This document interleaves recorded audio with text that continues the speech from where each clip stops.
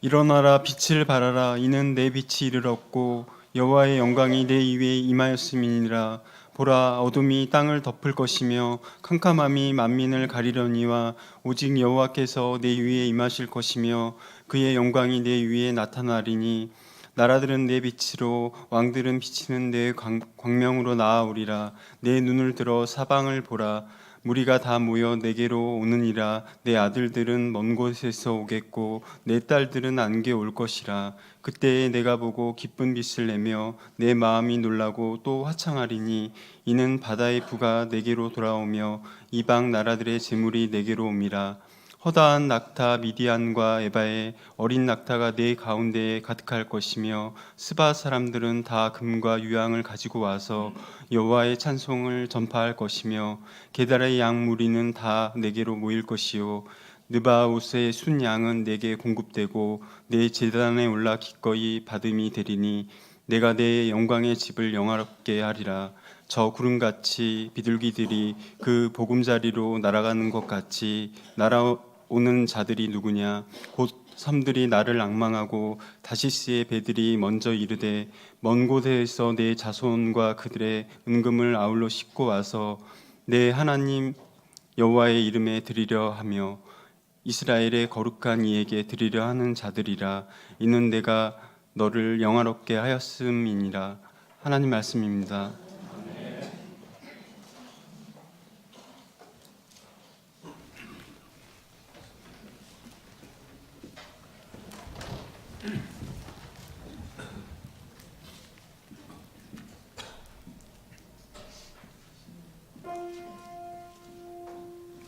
일어나라 빛을 발하여라. 일어나라 빛을 발하여라. 열방이 내게로 나오리라.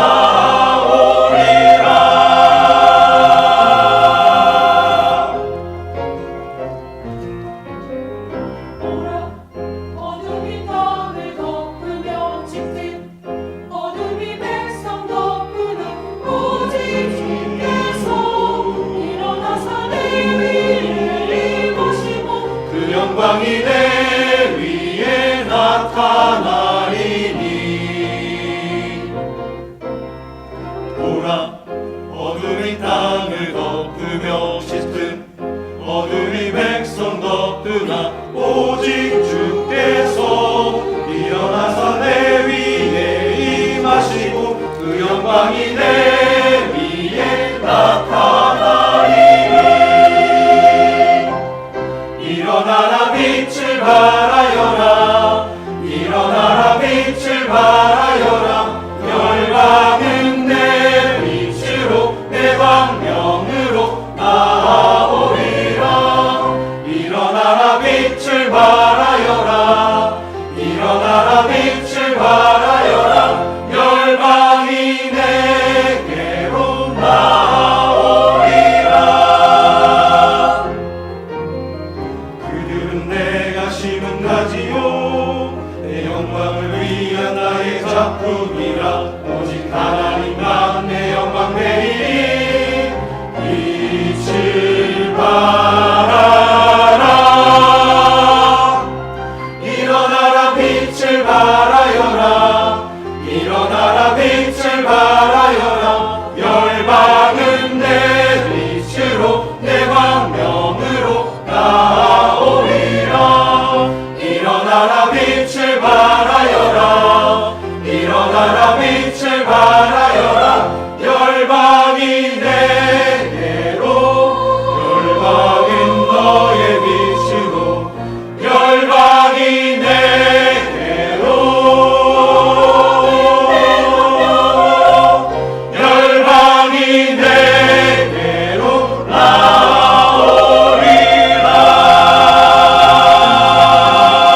나오리라. 아멘.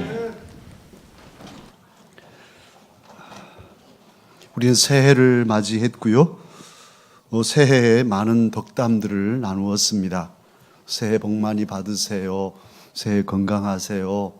좋은 일들 많이 있기를 바랍니다. 여러 덕담들을 나눴는데요. 그러나 새해 이 첫 주일에 가장 귀한 덕담, 가장 복된 말씀은 하나님 말씀, 하나님께서 주신 말씀입니다. 하나님의 말씀이 이 시대에 또 저와 여러분이 맞이한 이 새해에 더욱 소중하고 귀하고 복된 이유가 있습니다. 그것은 저와 여러분이 살아가는 삶의 현실이 만만치 않고 심히 어둡기 때문입니다. 세상이 어둡습니다.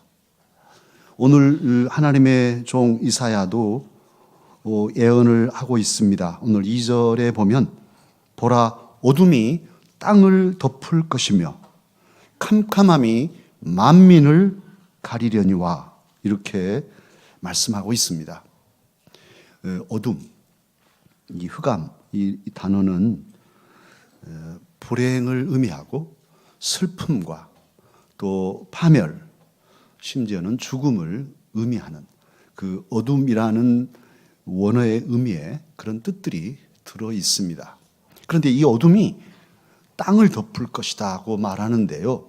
이사야의 예언이니까 많은 은유를 품고 있죠. 땅은 저와 여러분이 살아가는 모든 생명체가 거기에 기대어 살아가는 터전이죠. 삶의 기초, 삶의 근거, 삶의 기반인 이 땅에 어둠이 덮을 것이라고 말씀하고 있어요. 저와 여러분이 살아가는 삶의 현실은 항상 어둠의 도전을 받습니다. 삶의 기초가 흔들리고 슬프고 불행하고 심지어는 죽음이 가득한 그런 현실이 되도록 도전해 오고 있습니다.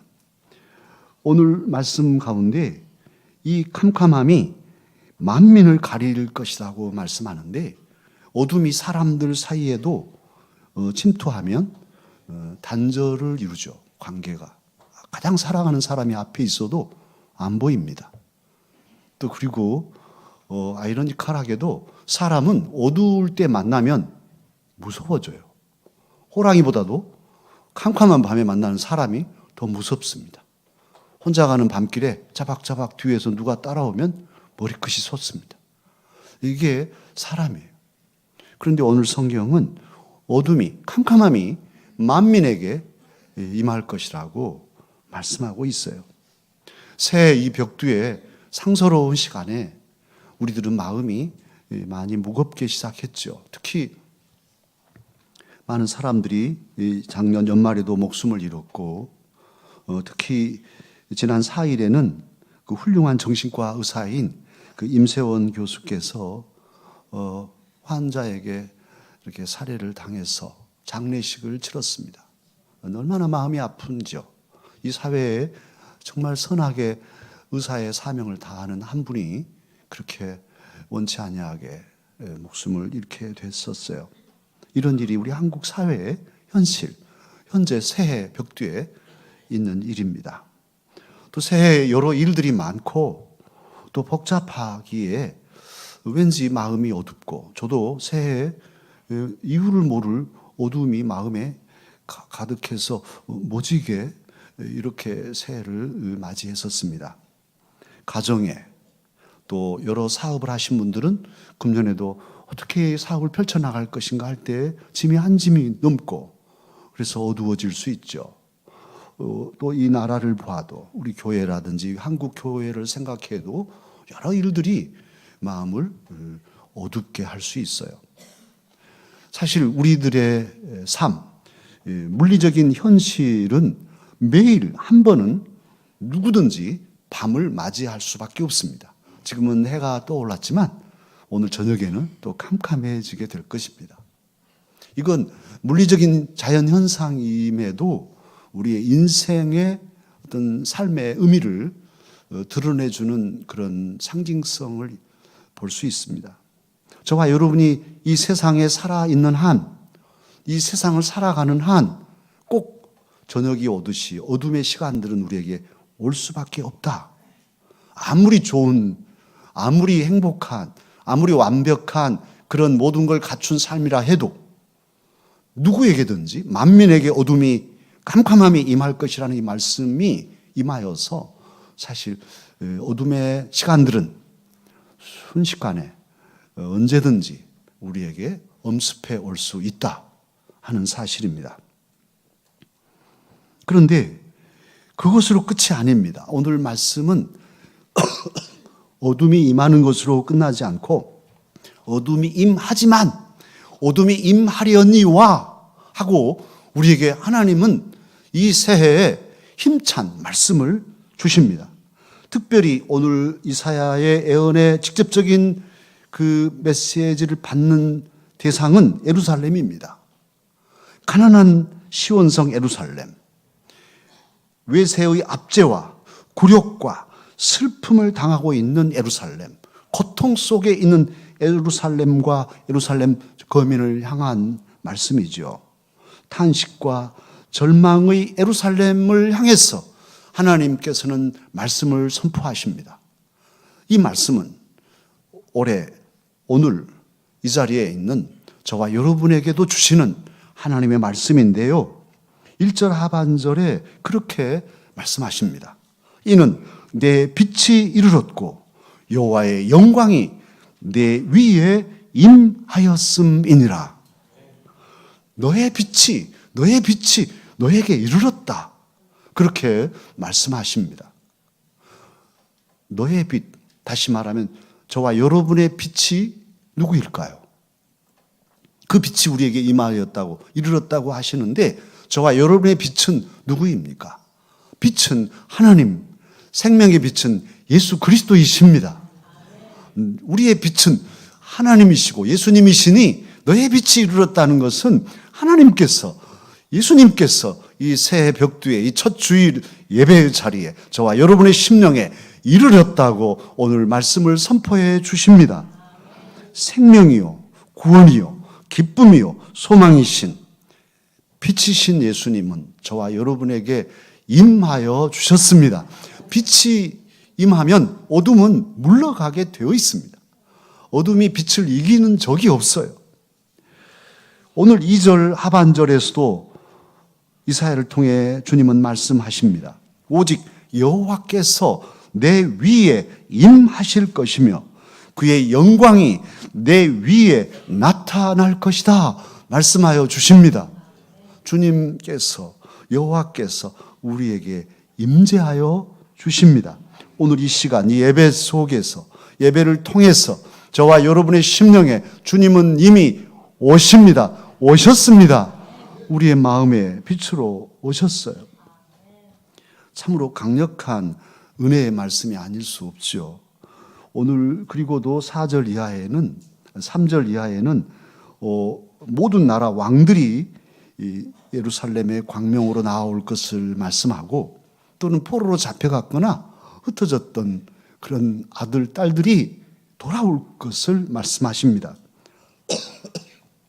그리고 뿐만 아니라 바다의 부, 또 재화, 이방의 은금들이 배에 실려서 예루살렘으로 올 것을 그렇게 예언하고 있습니다. 또 그래서 하나님의 전에서 제물로 드려지고 그 예물을 하나님이 받으실 것이라고 오늘 말씀하고 있습니다. 이 예언이 올해 특히 이 10년의 약속의 지형을 넓혀주시라고 우리가 간구하며 믿고 살아온 마지막 해인 2019년에 저와 여러분의 삶에도, 여러분의 사업에도, 가정에도 이루어지게 하실 것입니다. 많은 재화와 은금이 우리의 물질적인 것도 우리의 삶에 배로 운송되어서 채워질 것을 약속하고 계십니다. 그리고는 이 문단의 마지막 구절의 마지막 부분에서 주님은 말씀하십니다. 내가 너를 영화롭게 하였음이니라. 할렐루야. 내가 너를 영화롭게 하였다. 오늘 주님은 선포하십니다. 저와 여러분이 참으로 못난이 같은 사람들이지만 하나님께서는 우리를 못난이로 두지 않으시고 영광스럽게, 영화롭게 하셨다고 말씀하셔요. 이 말씀을 이 새해 저와 여러분에게 주시는 하나님의 선물로, 약속의 말씀으로 믿고 받아 간직하며 살아가십시다. 그러면 이런 은혜를 약속하셨는데 우리가 할 일은 무엇일까요?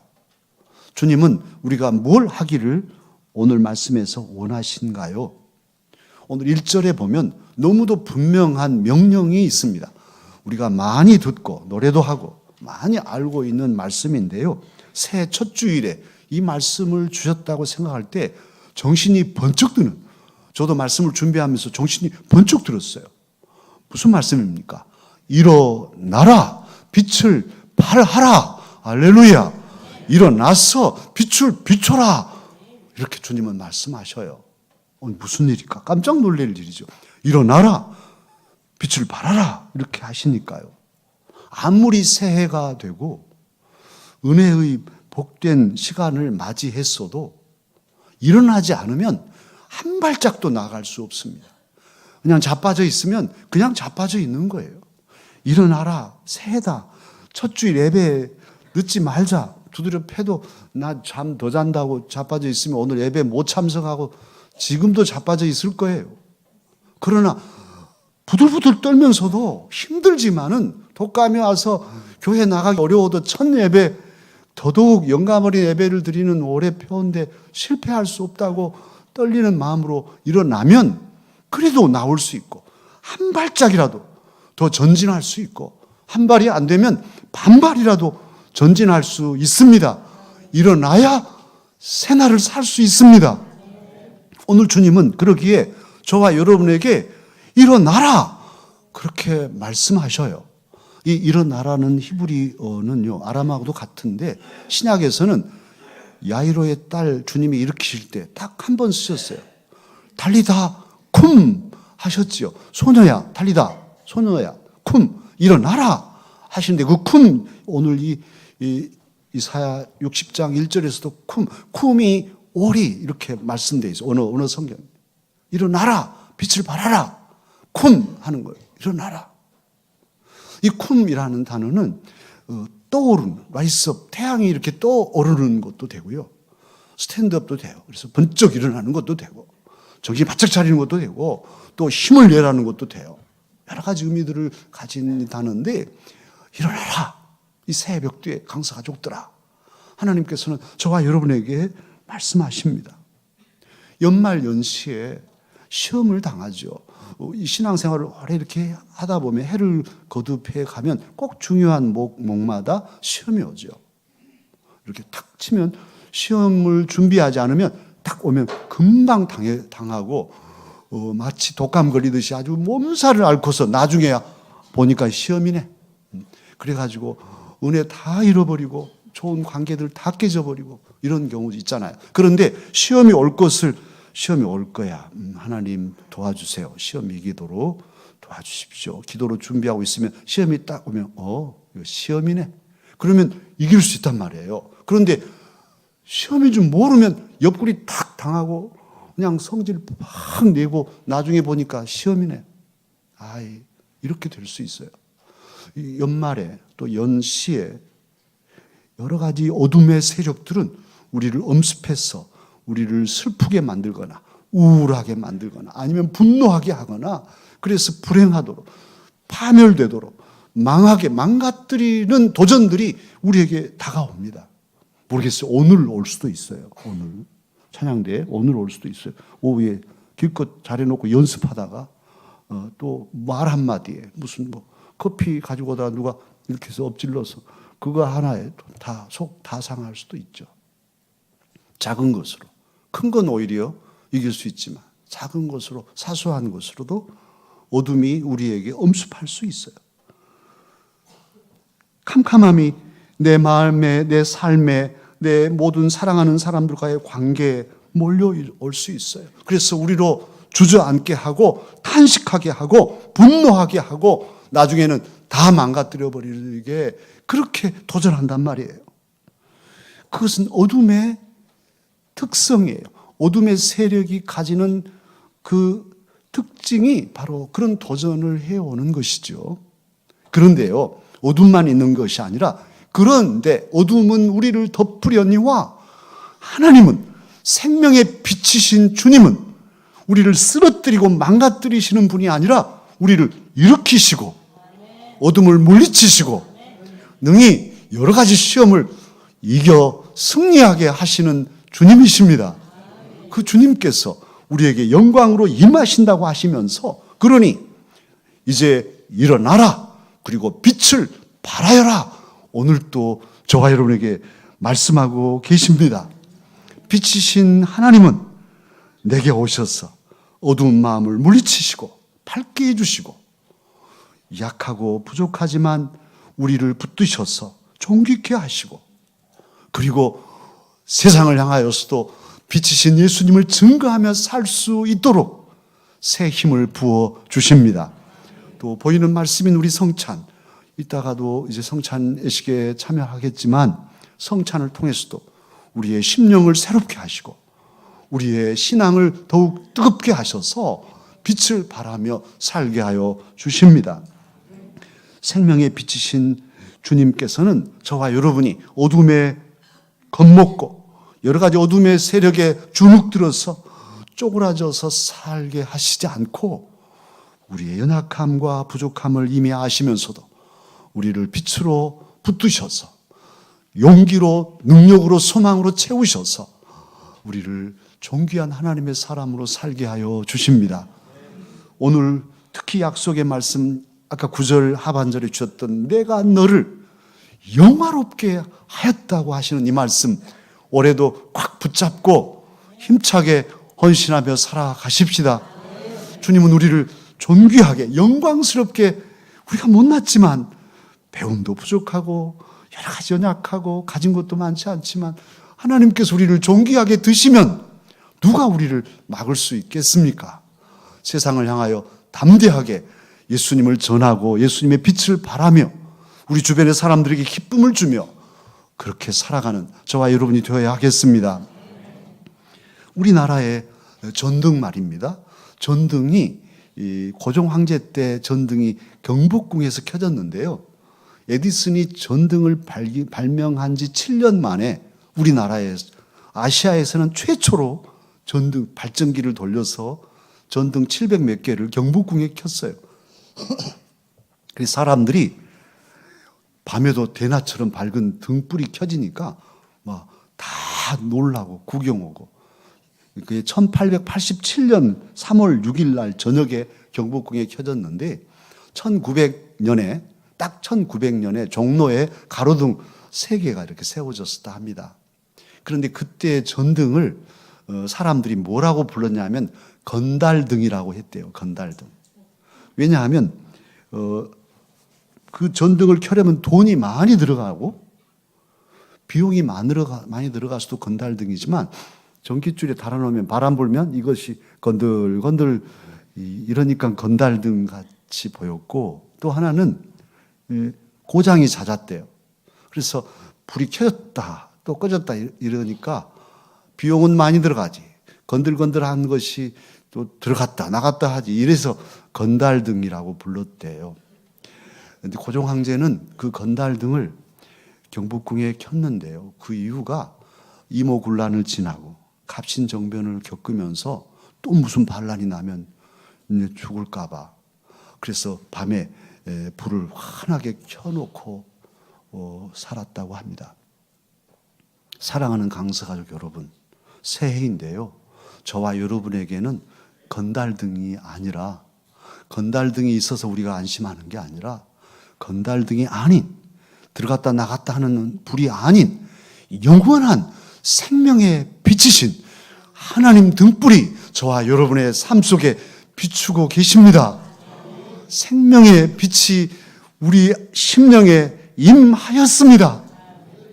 올 한 해 동안 어떤 어둠의 세력이 우리를 공격할지라도 능력의 빛으로 생명의 빛으로 영원한 빛으로 그 모든 어둠을 물리치고 승리하게 하여 주실 것입니다. 그러니 이제 그 빛이신 주님을 모시고 주와 함께 일어나십시다.